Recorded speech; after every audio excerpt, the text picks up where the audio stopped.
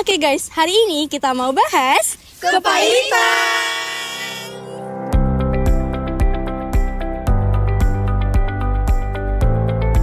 Nah, kita pasti udah sering kan dengar kata pailit. Tapi sebenarnya apa sih artinya? Jadi, kepailitan adalah proses menuju status pailit, yaitu kondisi di mana seseorang atau perusahaan itu udah tidak mampu lagi bayar utang yang sudah jatuh tempo dan dapat ditagih. Nah, jadi dalam proses kepailitan ada beberapa tokoh penting nih. Yang pertama ada debitur, yaitu yang berhutang. Lalu kedua ada kreditur yang menagih hutang. Nah, kalau udah sampai ke proses hukum, bakal ada kurator nih, yaitu orang yang ditunjuk untuk mengurus semua harta-harta debitur. Lalu, jangan lupa ada juga hakim pengawas yang ngawasin jalannya proses pailit supaya adil dan sesuai aturan. Aturannya yang mana? Aturannya itu ada di Undang-Undang Nomor 37 Tahun 2004 tentang kepailitan dan PKPU. Nah, jadi undang-undang ini menjadi dasar untuk semua penyelesaian terkait kepailitan yang ada di Indonesia. Jadi udah jelas ya, kalau kepailitan itu nggak sekedar soal utang, tapi ada prosedurnya, ada aturannya, dan melibatkan banyak pihak. Setelah mendengar konsep dasar kepailitan, di sini saya akan menjelaskan bagaimana sih seseorang atau badan usaha itu dinyatakan pailit.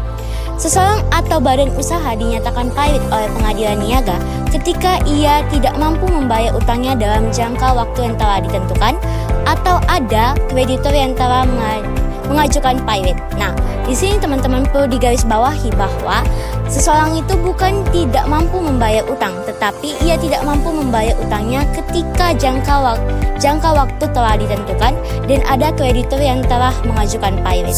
Lalu, apa sih syarat-syarat seseorang dapat dinyatakan pailit?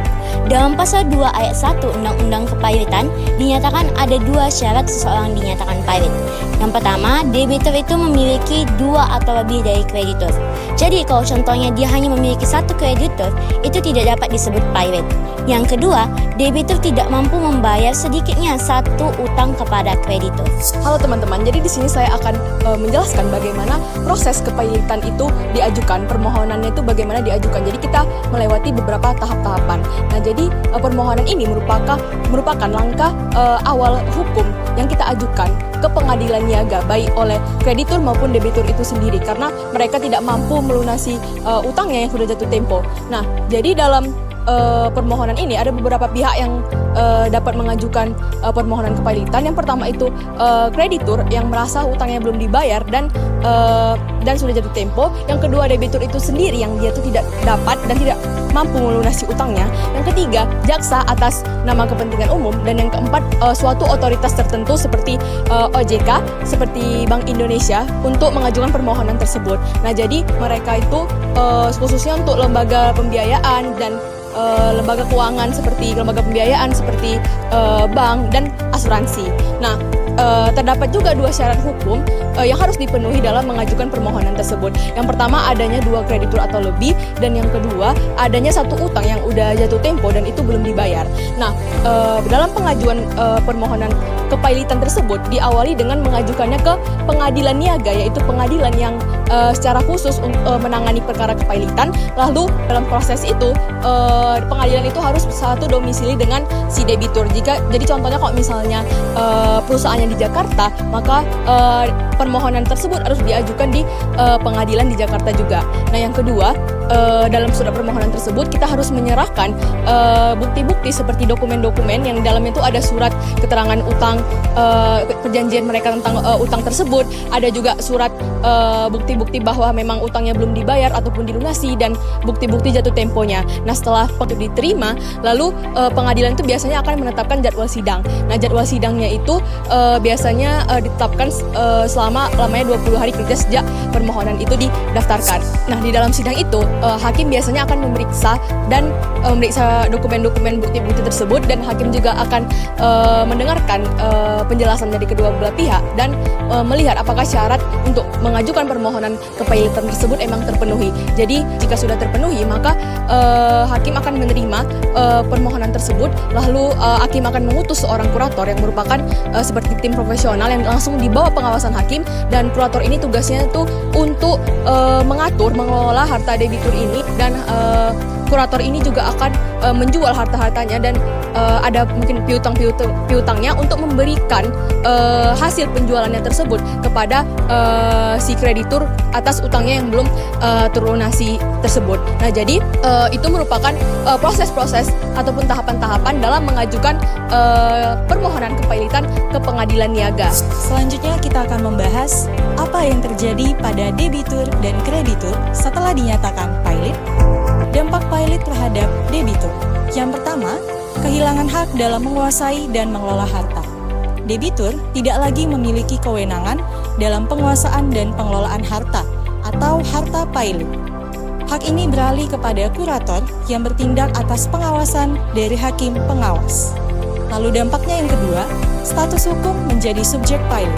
Debitur menjadi subjek pailit dan harus mengikuti semua proses kepailitan yang bertujuan untuk membayar utang kepada para kreditur. Lalu dampaknya yang ketiga, tidak dapat melakukan tindakan hukum terhadap harta pailit. Debitur tidak dapat menjual, mengalihkan, atau mengagunkan dan melakukan tindakan hukum lainnya terhadap harta pailit. Nah, setelah mengetahui dampak pailit terhadap debitur, lantas bagaimana dampak pailit terhadap kreditur? Yang pertama, tidak dapat menagih hutang sendiri. Kreditur tidak dapat menagih hutang secara individual setelah putusan pailit dikeluarkan. Kreditur harus mengikuti semua proses verifikasi dan menunggu pembayaran hutang melalui proses kepailitan.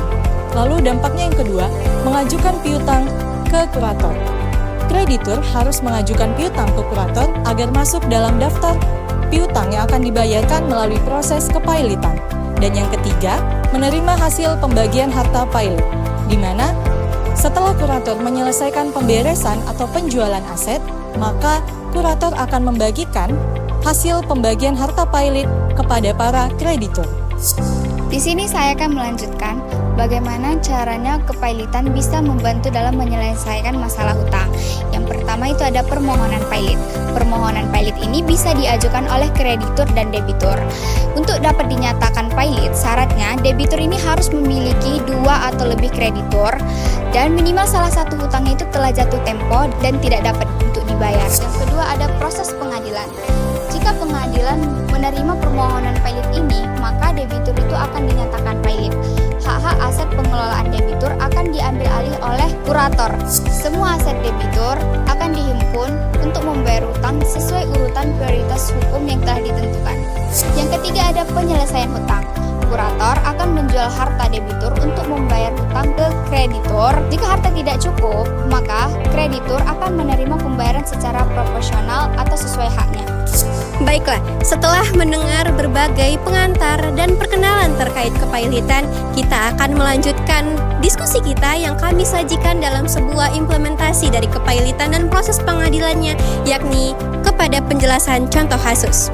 Kasus yang kami sajikan bermula ketika PT My Indo Airlines mengajukan permohonan PKPU terhadap PT Garuda Indonesia Persero Terbuka, yang dimana kedua perusahaan ini bermitra kerjasama dalam hal kargo, yang sebagaimana diatur dalam perkara nomor 289/Perdata Khusus PKPU/2021 Pengadilan Niaga Jakarta Pusat. Permohonan ini dilandaskan atas klaim hutang dari kerjasama kargo yang menurut pemohon belum dibayar.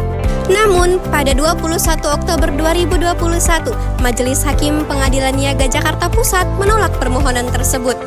Alasan utamanya adalah pihak pemohon tidak dapat membuktikan bahwa Garuda memiliki hutang yang telah jatuh tempo dan dapat ditagih, sehingga terbukti bahwa Garuda tidak berada dalam kondisi yang insolvensi. Proses penyelesaian perkara ini menunjukkan bahwa syarat utama yang terkandung dalam pasal 222 Undang-Undang Nomor 37 Tahun 2004 tentang kepailitan dan PKPU tidak terpenuhi. Perlu diketahui yang menjadi syarat utama adalah kreditor memiliki utang yang telah jatuh tempo. Oleh karenanya, Pengadilan Niaga Jakarta Pusat mempertimbangkan bahwasanya PT Garuda Indonesia Persero Terbuka memiliki nilai aset yang cukup tinggi dan merupakan perusahaan BUMN yang go public, serta diperkirakan presentase dari pembayaran utang yang dilakukan oleh PT Garuda Indonesia kepada PT My Indo Airlines mencapai 81%. Keberhasilan Garuda menghindari kondisi kepailitan ini menunjukkan bahwa pentingnya pembuktian utang dan kondisi insolvensi dalam proses penyelesaian PKPU. agar hukum tidak hanya bertindak dan disalahgunakan hanya untuk menekan debitur secara sepihak. Nah, udah paham kan? Sekian dari kami. Bye-bye!